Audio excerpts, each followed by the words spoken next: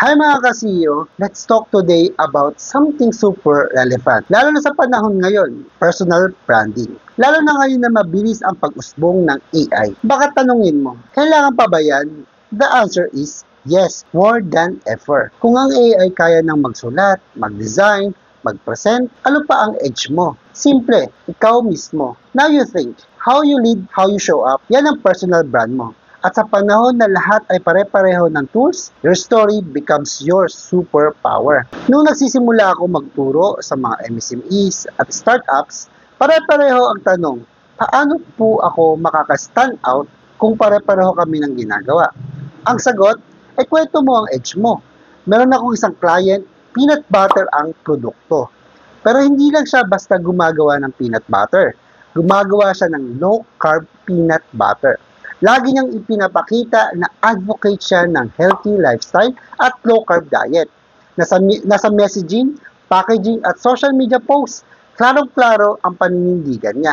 Kaya kahit may ibang brands na mas mura, siya pa rin ang binibili. Bakit? Kasi clear ang brand, kita ang values at yun ang tumatatak. So let's be clear, personal branding isn't about aesthetic or logo. It's about your reputation, your values, and your voice. Ito yung dahilan kung bakit maalala ka kahit wala ka sa room, kahit pa may AI ngayon. AI can replicate skills, pero hindi ang authenticity mo. People don't just buy services or products anymore. They buy into stories, into values, into you. Kung freelancer ka or content creator, your personal brands is your best investment. Gusto mo bang simulan ang personal brand mo ngayon 2025? Let's build the authentic way. Comment below or message me directly and I will connect you to resources, mentorship, and even opportunities.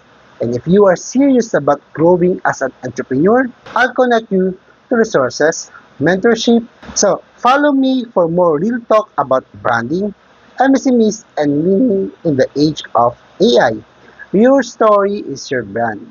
And kahit may AI, wala kang kapalit.